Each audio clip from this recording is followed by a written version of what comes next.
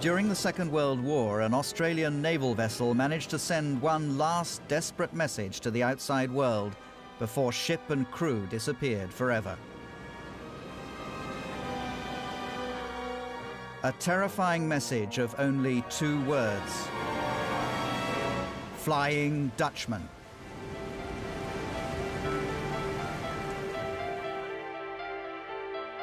This is the end of the world, the mythical boundary between East and West, the southernmost tip of Africa, the Cape of Good Hope.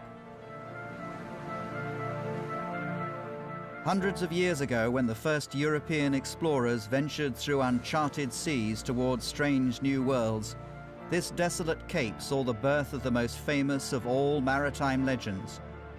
In the shadow of Table Mountain grew the myth of the Flying Dutchman, the phantom ship which is cursed to sail the 7 seas forever to bring doom and disaster, an apparition come to haunt sailors and pursue them with blood-red sails billowing in the wind.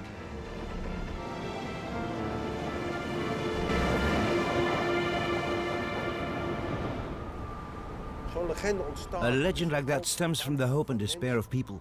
It is full of warning which we may not even fully fathom as yet. Bartholomew Diaz, Vasco da Gama, and all those Dutchmen which followed, and the Flying Dutchman. A magical place such as this was just bound to give rise to a legend, and it became the legend of the Flying Dutchman. That legend tells me you always have to be wary of the sea, that you cannot challenge the sea, that you can't challenge the gods here at sea.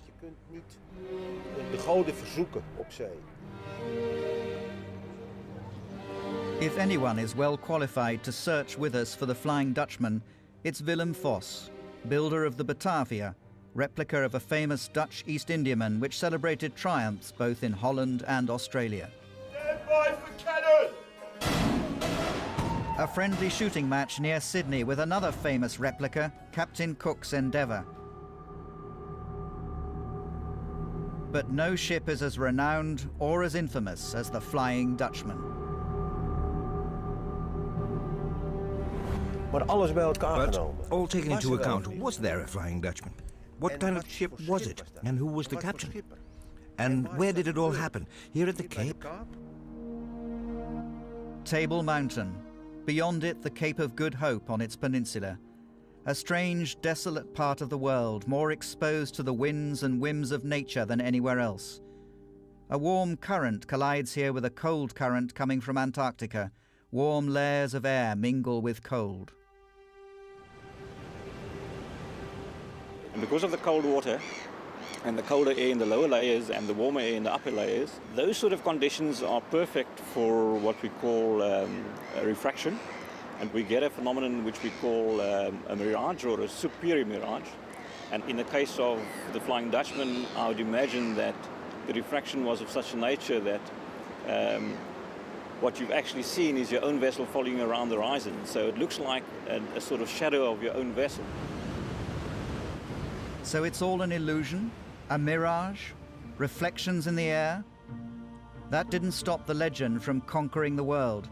As a game, a computer program, an Olympic sailing class, even a cocktail. The legend was told and retold by cartoonists like Karl Barks at Disney, or Hergé, the man behind Tintin.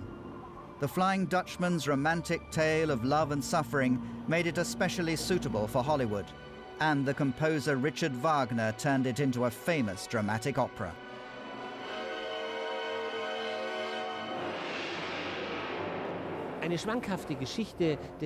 There's a delightful story involving the Flying Dutchman at Cape Horn. A ship encounters the shadowy Flying Dutchman. The crew is filled with fear and tells the captain, "We must fly or we'll founder." But the captain says no, takes a megaphone and shouts, "A few miles from here, there's a ship laden with Dutch Geneva. Go there." And there you should have seen the Flying Dutchman and the speed he suddenly made. And that's how we escaped from a horrible death this time again. Is it all then just little more than a good idea for a cartoon book? A funny anecdote? A nice yarn? No more? There are those who think differently, even eyewitnesses.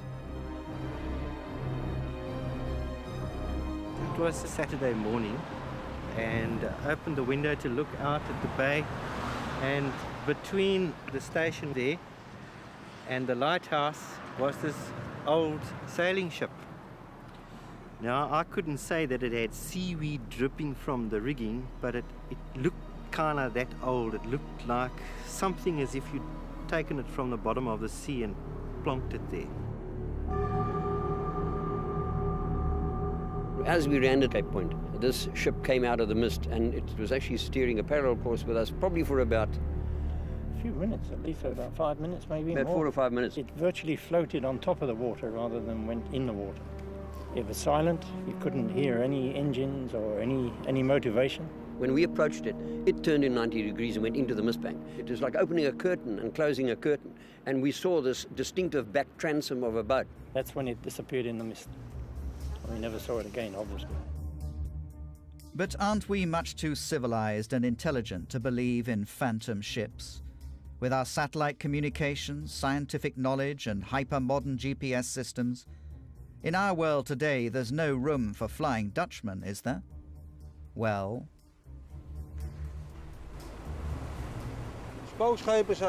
Phantom ships are of all ages, from all directions on the compass, from Europe to Japan, from Australia to America. And phantom ships still exist today. Now they're ships which take in cargo under false documents, and then take off with it, never to appear again. Then there are gangs of criminals behind it, or even worse, pirates. Pirates are not something of the past. Some 500 ships still fall prey to pirates every year, notably in Southeast Asia. Strange things still happen at sea. The sea is about the only thing on Earth untamed, its paths untrodden by tourist crowds. And if strange things still happen there, then let's have another and more serious look at the legend of the Flying Dutchman. For the origins of the Flying Dutchman, we have to go back to the times of the great discoveries, to the Portuguese, and maybe even further back, to the myths of antiquity. The Flying Dutchman is based on a very old, ancient legend. It is a phantom ship that is passing by the Cape, once known as the Cape of Storms, and it is based on the legend of Adamastor. Can you imagine that people thought that those mountains there were cast down here by gods? In Greek mythology, there's the tale that before mankind, the earth was inhabited by gods and giants, and they fought an enormous battle. In Greek temples, you can still see that depicted on beautiful frescoes. The myths tell us how the Titans tried to overthrow the Olympian gods. The Titans fought a bloody battle, but they lost. One of the vanquished was the Titan Adamastor. He was severely punished. Adamastor was flung to the furthest known corner of the world, and that was the Cape. And that's where he sits. Some say that he became the entire Table Mountain, and others say he's locked somewhere inside it.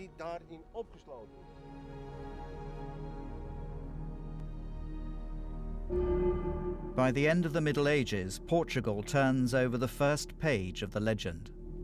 In 1488, Bartolomeus Dias set foot on land here as the first European to arrive. And he called it Cabo Tormentoso, Cape of Storms. A name well chosen. When 10 years after Dias, Vasco da Gama reached the Cape, something disastrous happened. Adamastor, the ancient Titan, was awakened. This was recorded in a book, Os Luisiades, written by Portugal's greatest poet, Camões. It says, "Robust and vigorous in the air appeared he, enormous and of stature very tall, the visage grim and with squalid beard, the eyes hollow and the gestures all threatening and bad."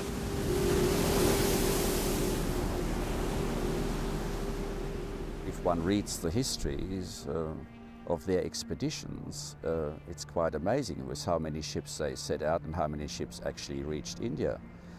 So one had to find an explanation for that. And it is very true that a large number of these ships were lost at the Cape of Good Hope. Both Diaz and da Gama paid the toll. Da Gama died far from his native country in India, and Diaz fell prey to Adamastor, the phantom of the Cape. This is probably where Camões and his words came true. I speak to ye the words of warning and of doom, namely storm, don't come too close to me.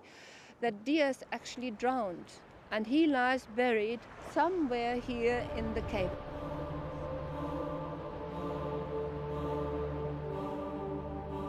It's not yet the ship or the captain on the ship, but when you look how this spectre is described, then you can see there are certain features that you then see later reflected in the description of the Flying Dutchman. The Book of the Flying Dutchman truly opened with the arrival of the Dutch, who came to outdo the Portuguese 1 century later. Before other competitors such as the English, they settled at the Cape with the building of a fortress. This fortress later became the nucleus of Cape Town and was their key to the riches of the East. See, the fortress lay right along the beach, and wouldn't it have been but for the Dutch if they wouldn't have added a few miles of land here where now all those buildings are? And if you know that the Dutch passed by the Cape with more than 2 million people at the time, and over 1 million of them did not return. 1 million people. And they were not only Dutch, they came from all over Northern Europe. Northern Germany, Scandinavia, Finland. Possession of the Cape gave them a head start in the hunt for the mythical riches of the East. Dan Slay, author and South Africa's main archivist. The East was a magic place. Remember, that's where the sun comes up. That is where the wise men came from. That is where all the treasure was. All the diamonds and the rubies and the emeralds that were in the crowns and the coronets of the kings and the princes on the crowned heads of Europe. They didn't come from Europe. They came from the East. A halfway post, the Cape became the symbolic boundary between Europe and the riches of the East, a dangerous boundary. And that turns the spotlight on another factor which helped shape the legend, life at sea itself.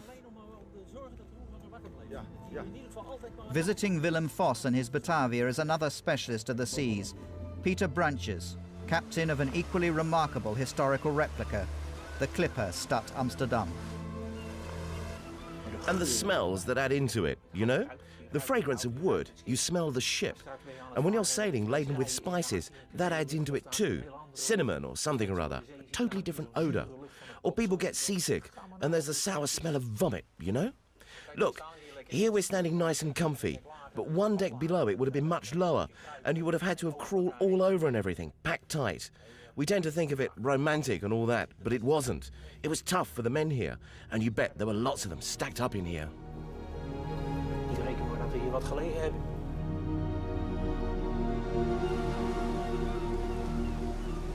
In some cases, people were at sea for more than a year without touching land. Discipline often brutal, the food bad, sickness rife, no companionship of the women, for instance. They didn't have much fun. Only images of a more recent age, when sailing was already so much safer, may give some idea of how hard life at sea used to be.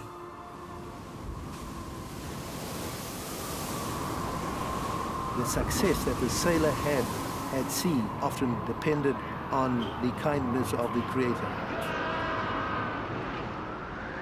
We had things like lifeboats and life belts. Most of us could swim. Very few of them could swim. You were fortunate if you survived.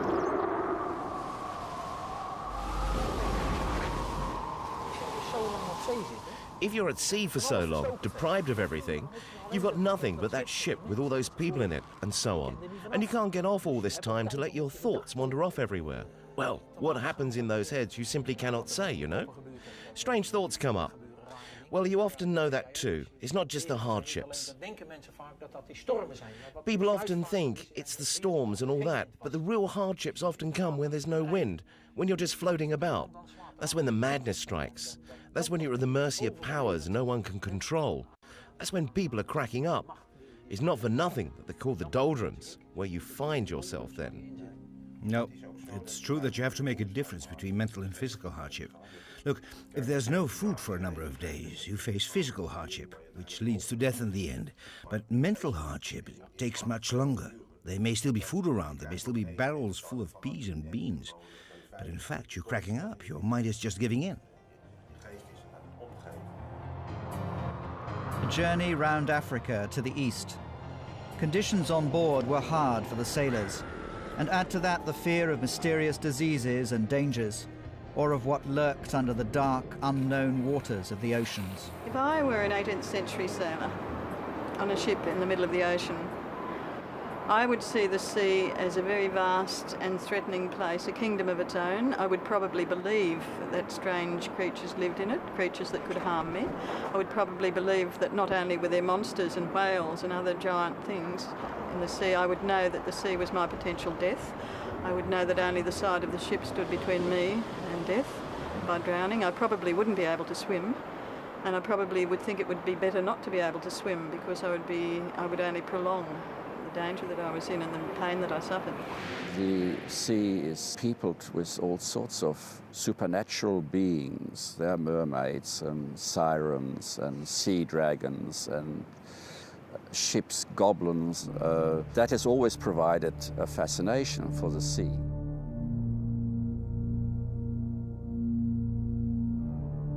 The unusual occurred, and the unexpected and the unexplained occurred. And perhaps that is the material that ghost stories are made of. Giant sea snakes, monsters of the deep, creatures that would kill a man without hesitation, and of course ghost ships were all said to explain the strange phenomena on the voyage to the magical East. Tales told and retold in bars and taverns of harbours such as Cape Town. Ever more blood-curdling stories about a ship and a captain doomed to sail the seas for eternity. And so the legend became increasingly real. It was the English who were responsible for giving the phantom ship an identity. It was not just any ghost ship, it was a Dutch vessel. The English were madly jealous of us, of course. Look, later on they made a mess of it, of course, with the apartheid and all. But the Cape was a strategic position of prime importance, a key to a new world. But also a source of rivalry, which made the English add the next building blocks in the shaping of the legend. I think the idea of the Flying Dutchman is moulded by a deep-seated hostility which the English felt towards the Dutch in the 17th century. That rivalry had its reasons. The amazing emergence of Holland from the Middle Ages. An insignificant backwater in the mightiest empire of the time, Holland battled for and gained its independence from Spain in a religious war lasting 80 years. 80 years of war which steeled it into an ambitious trading nation whose citizens swarmed across the world, weapons at the ready if necessary. Holland's brief golden age which perplexed Europe. In the course of the 17th century, the Dutch had some 10,000 ships, half of everything that sailed the seas. Their flag flew everywhere. Their ships dominated trade and accumulated amazing amounts of wealth and power within 2 to 3 generations. What mugs, eh? They thought they could take on the whole world with a little bit of land of theirs. In the catacombs of the National Archives in The Hague lies the document which marks the amazing emergence of Holland. This is the official treaty of the Peace of Munster with the seal of the Spanish King Philip IV. After this, Holland expanded everywhere. We traveled and traded throughout the world. But we met with new resistance, the English. 3 naval wars fought within 20 years defined the image the English would shape of the Dutch. One year stands out, 1666. 1666, the year of the beast. The 17th century was a deeply superstitious age. Most people believed in witchcraft. People were deeply superstitious. For a long time there were misgivings about what was going to happen. The fact that there had been blazing stars in the sky that year, the fact that there was a solar eclipse in June. Everybody knew something bad was going to happen. But in England, up to that point, everyone thought something bad was going to happen to the Dutch. We got it wrong. England had a bad run of luck, you could say, in that we had a plague which devastated the southern part of England and was still killing people by the hundreds in 1666. In the summer of 1666, the English had landed at Westerschelling, burned 150 Dutch merchant ships and then set fire to the town.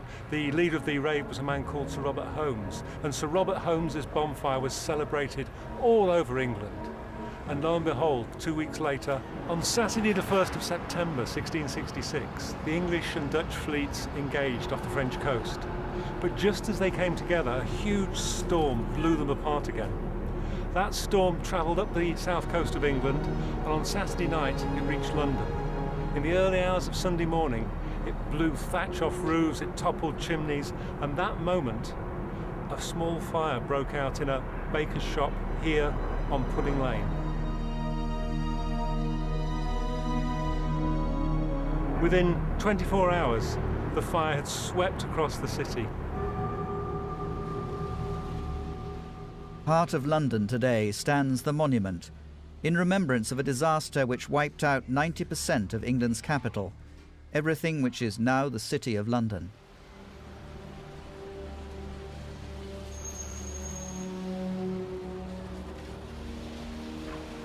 In 5 days and nights, all of this was destroyed in the greatest fire England had ever seen. As the wind blew embers and flakes of flame, people started to say, it's not an accident, it's a terrorist attack, it's the Dutch. It was a Dutch baker, a Dutch rogue, people were writing.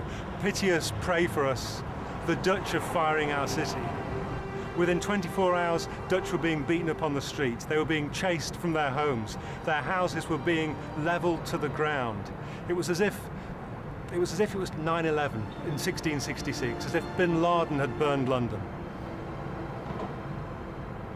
And then, lo and behold, the Dutch sail up the Medway and capture or burn a significant number of our naval vessels. The English flagship, the Royal Charles, was towed away, and that took the heart out of the English. We thought that now that was the time to make peace. Is that still in the English history books? The firing of the Medway appears in a footnote to the English history, I think. It's something that we'd rather forget indeed. Rivalry further shaped the legend, and when in the following century Holland sank into relative insignificance, Flying Dutchman became a way for the English to express not fear but scorn. It was intended to express those were once mighty merchants. Now they're just fleeting shadows that sail across the seas there. And logically, therefore, it was the English who provided the ship with a captain too. From Blackwood's Edinburgh magazine emerges a Van der Decken, who is mentioned as the Flying Dutchman. But he has a new motive, namely the motive that willy-nilly he insists on sailing round the Cape, but is refrained from it by storms, then swears and says, I, even when God forbids it, I will achieve it. Man might have immortal life and wander over all the oceans of the world. Let him sail to the edge of doomsday. From then on, the legend speaks of a Captain Van der Decken who is doomed by a curse to sail around the Cape of Good Hope forever. Was it true then? Would I sail alone till doomsday, longing for death, with death denied me? And from this moment on, the legend ceases to be just a tall tale in taverns or the ship's hold, but becomes an inspiration for artists, a favorite subject for authors, composers, and poets. The soul has been alone on a wide, wide sea. So lonely it was that God himself scarce seemed there to be. The demon figure bears the bell, and while the doomed spectators know, harbinger of wreck and woe. And the buoys and the beacons extinguished the light, as the boats of the stony and dead came in sight. I bowed it from billow to billow, each form, as it shroud like a plaid, flying loose to the storm. But what mainly inspired us with this horror and astonishment was that she bore up under a press of sail in the very teeth of that supernatural sea and of that ungovernable hurricane.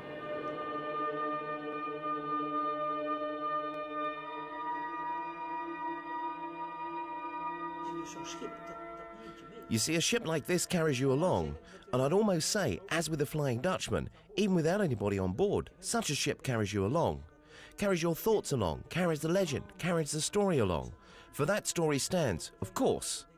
And that, I think, is the reason why, as you well know, of course, that when a sailor perishes at sea, his soul transforms into an albatross, floating across the seas forever. You've seen them, albatrosses, so beautiful. All they do is glide through the sky, float and float. And that's the souls of all those sailors, just floating on and on. Throughout the ages. Throughout the ages. And if such a being floats beside you and looks at you, for that's what they do, they just remain beside you. You're 6, 7 feet away and he just looks at you. There's a person looking at you. Call it superstition, but that's the way it is. He's raised it! He's raised the devil!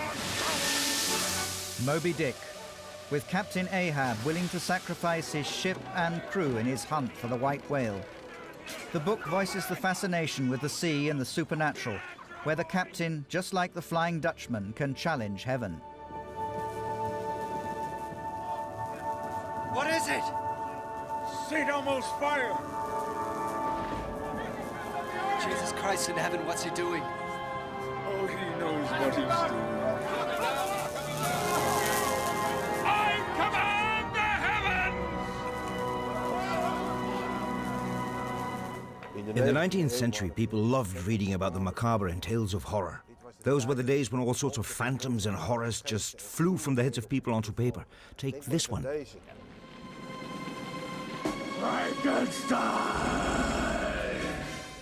And people saw in the old Jewish legend of rabbis who, just like God, created life out of clay, a golem, which totally went out of hand afterwards. Another of such ghost stories. The Flying Dutchman fits into a literary genre which starts to enrapture readers. Ghost and horror stories which all have one thing in common: man exceeding God's bounds, challenging the heavens. A figure such as this one, Faust seduced by Mephistopheles, the devil, in his quest for the secret of eternal life. Faust was a man who asked questions others didn't dare ask. Questions which usually answered by the church. Questions on life, death, and matter. How can you breathe life into it? Subjects which were taboo for common people in those days. Knittlingen, southern Germany, next to the church, the house where Faust was born. This medicine chest belonged to Dr. Faust and was found here about 100 years ago. Inside it, he kept all sorts of alchemist things and medical fluids or poisons. So Dr. Faust really existed? The devil came to get him. Here in Malbronn Monastery, he studied in this tower, now all wrapped in plastic pending restoration. That's us again. So here's the chimney through which the devil hauled Faust to hell. Ah. Yes, and this was his study.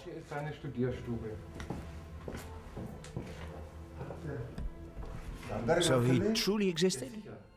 Oh yes, Faust was born here in the neighborhood and really studied here, in Malbronn, in this room here. And this is where he went to hell? Well, you either believe it or you don't. If Faust really existed, what about a figure like the Flying Dutchman? Did he also exist as well? In his book Phantom Ship, the author Frederick Marryat gives the captain a place of birth. The Zeeland harbour of Terneuzen in the south of Holland. Van der Decken and the legend of the Flying Dutchman are carefully nurtured here. Every now and then one of the inhabitants plays Flying Dutchman in a local bar, where they also serve Flying Dutchman beer. According to Marryat, Captain Van der Decken had left Amsterdam and stopped in his native Terneuzen before setting out to the east. He'd been locked up in here for days already by a storm which prevented him from sailing. They always come from the west, so in those days there was no way of leaving port. So he says to his wife, "Tomorrow we sail." But Willem, tomorrow is Easter Sunday, and the storm is not lying down. What do I care about that storm? But Van der Decken, that's the day of the resurrection of Christ. No sailor has ever dared sail on that day. God damn! Tomorrow I sail. If not with God, then with the devil.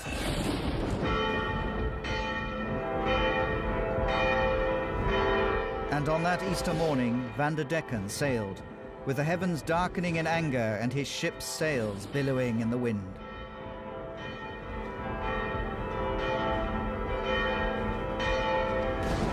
Appalled, his wife and neighbours thought they could discern the devil standing there beside him.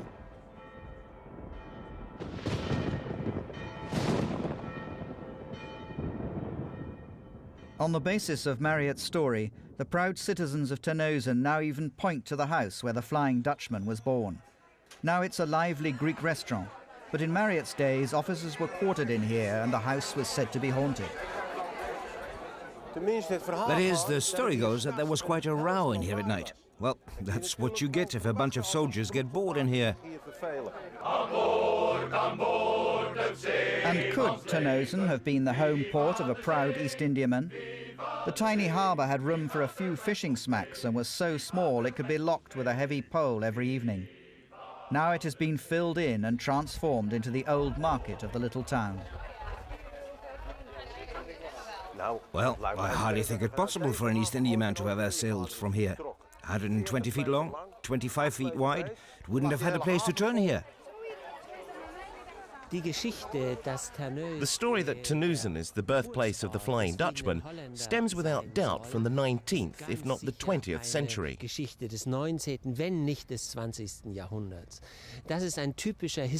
And it's a typical example of a historization process. The story of some unnamed sailor who must wander on throughout eternity is then localized, becomes specified and identified with a specific place. Story by Washington Irving, where the Flying Dutchman comes up the Hudson River. Hauff, a German author, places him in the Indian Ocean. Heine in Scotland, and Wagner, of course, in Norway. The fact that the Flying Dutchman can be seen in any location and by lots of different people then enhances the idea that he's sailing the seven seas, he's always there, the ship never sinks. That is as it may be. But in fact there's only one place that matters. This is where it happened. That Terneuzen Star story, that's just kid stuff. This is where it happened. Cape of Good Hope. The Portuguese even called it Cape Torment.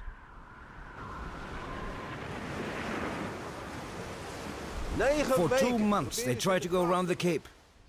More than 9 weeks, storm upon storm.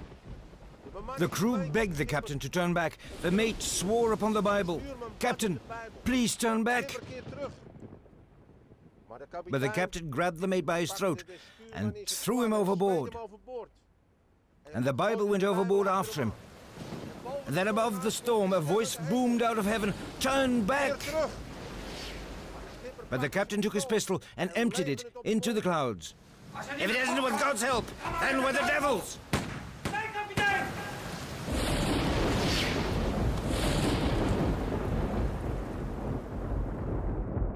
and 19th century authors added to the legend, especially German author Heinrich Heine with his book From the Memoirs of Mr. Schnabel-Lowowski.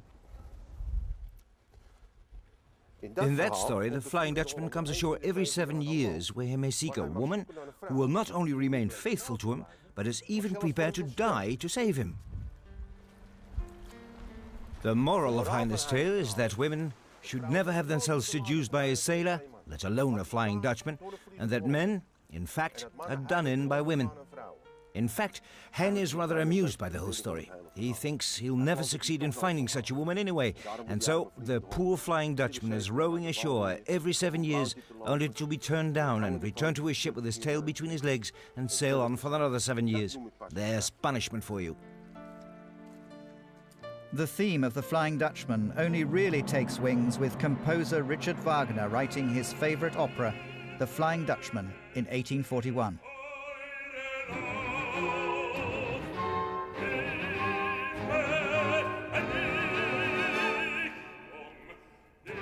Where Heine pulls your leg, Wagner takes the Flying Dutchman's romantic quest for a faithful partner deadly serious.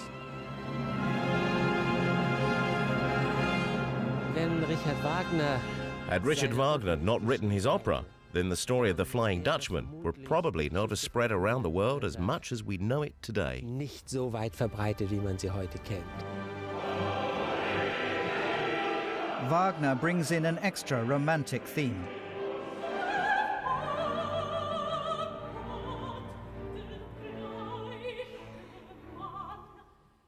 In the end, the Flying Dutchman does find a faithful woman, Senta, who is prepared to die for him.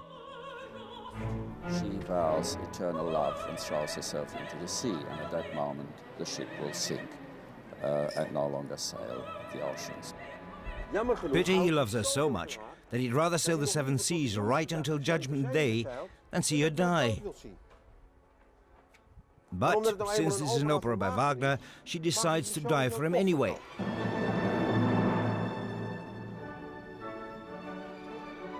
Well, if his loving Senta is supposed to have died for him, the Flying Dutchman no longer needs to sail the 7 seas anymore, surely? De Vliegende Hollander! De Vliegende Hollander! We're talking about a legend. The legend of the Flying Dutchman. Now, all set aside, all the rumors and embellishment, what really remains? Was there really a Flying Dutchman, and when did it sail? There's nothing in the archives. No mention of a Van der Decken or a Flying Dutchman. But is there some ship or sailor who stands out? Some mysterious event? Well, there is.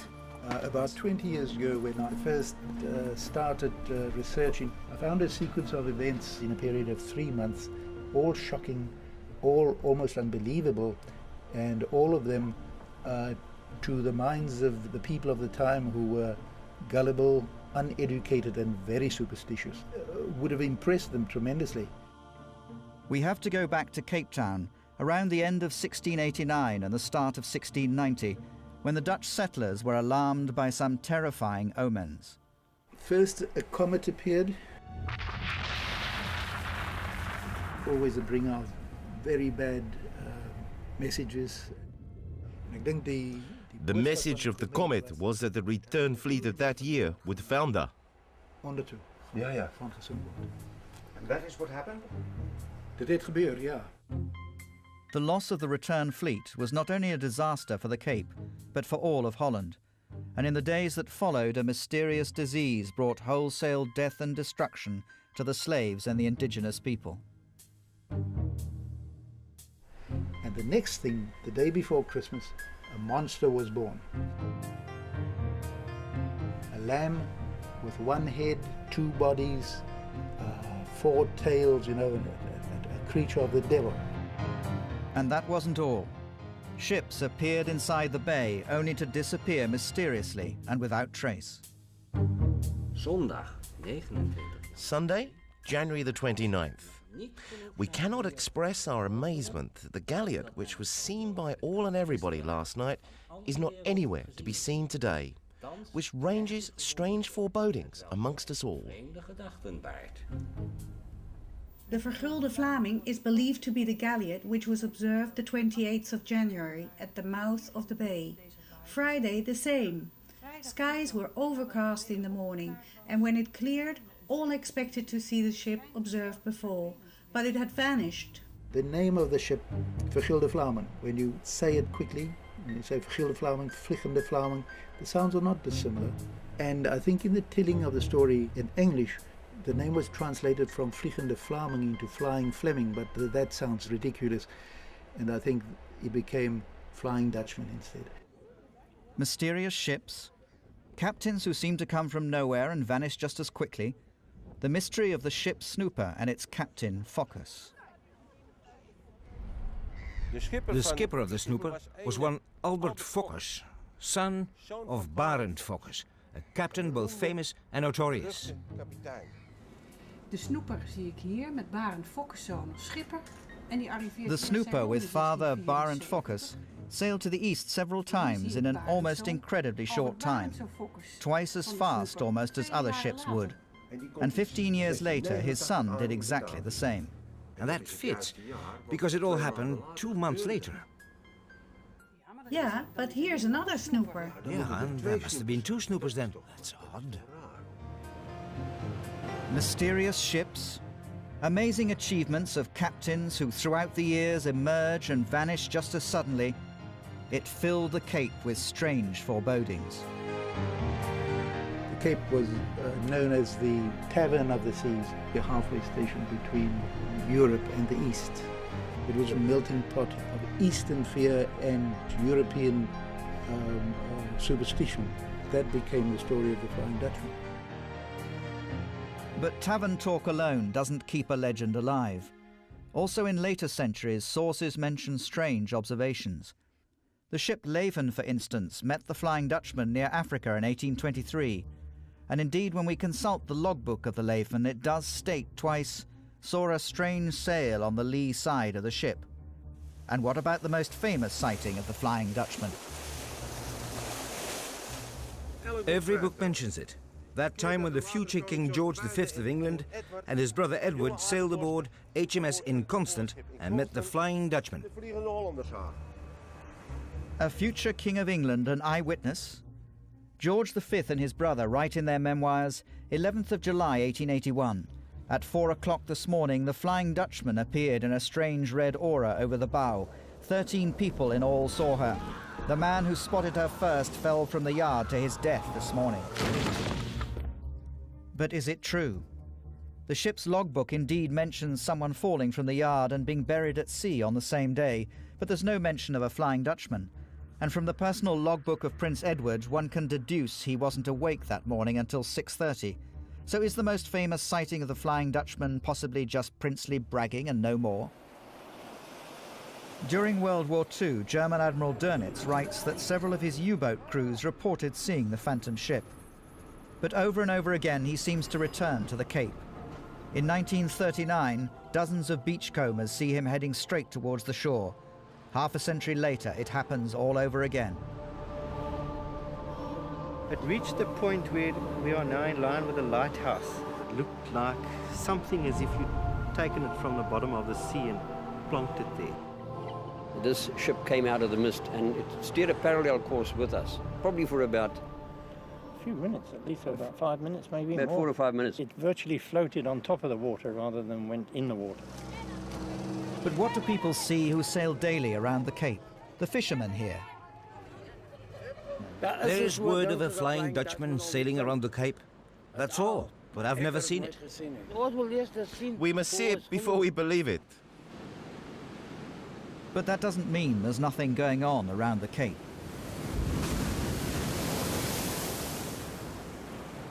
To sail around the point is one of the most dangerous things you can do. No one can predict the sea. The sea rises and lies down in its own time. That's nature. I'm still afraid. I never say you shouldn't be afraid. You must fear the water.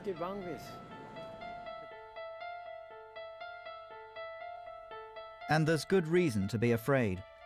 The Cape of Good Hope is one of the world's greatest ship cemeteries. More than 5,000 ships, from old galleons to modern tankers, foundered along this coast, often with all hands. Silent witnesses to these disasters linger everywhere, under and above the waterline. This is the meeting point of two currents, the Agulhas current coming down the east coast and the Benguela current flowing down the west coast. One bringing in the warm waters starting at 38 degrees near the equator, and then having more or less a head-on collision with the cold Benguela current, which originates in the Antarctic, which scientists say literally sends the fish on the homeward-bound journey because they cannot survive in a colder ocean current.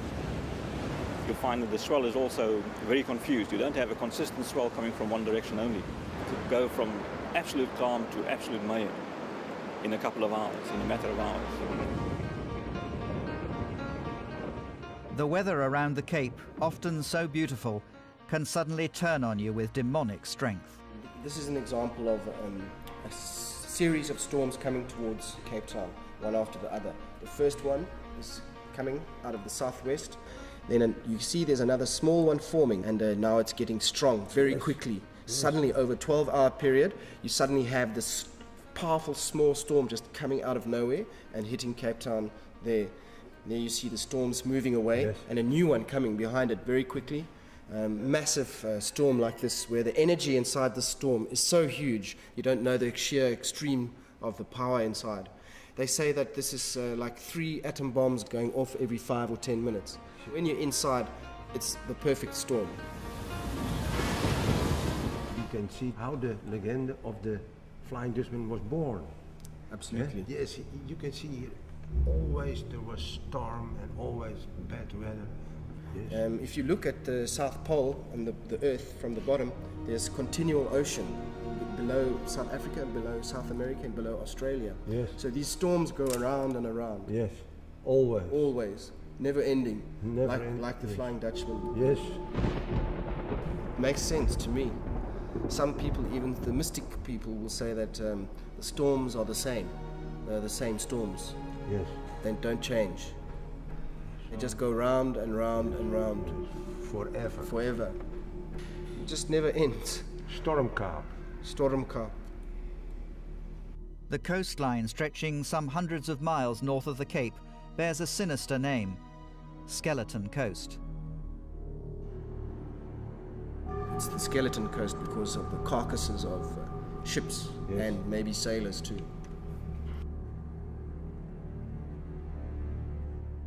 Look, this is the Cape of Good Hope, also called Cape of Storms. Along this little bit of coast, some 20 miles long, hundreds of ships were lost.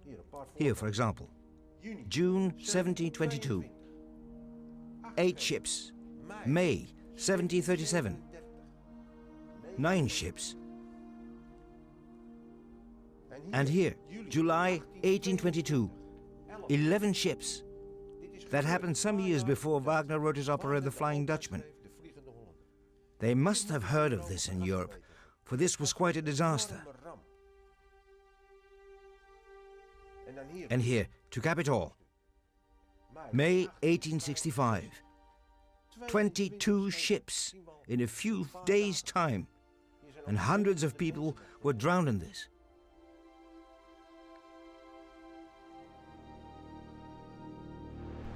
I think the secret of the Flying Dutchman is that man must respect nature. We are not in control. We are not supermen. Our technology and knowledge hasn't extended to the very boundaries of the sea. We haven't conquered the sea. It's as simple as that. On an ocean, everything becomes puny. Even the largest ship, 500 meters long, whatever height or breadth, is being back to being a nutshell in a storm.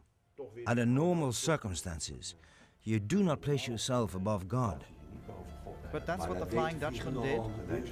That's what the Flying Dutchman did, and the story teaches us that in the end he was dearly punished for it. So, There's the madness for you. Madness.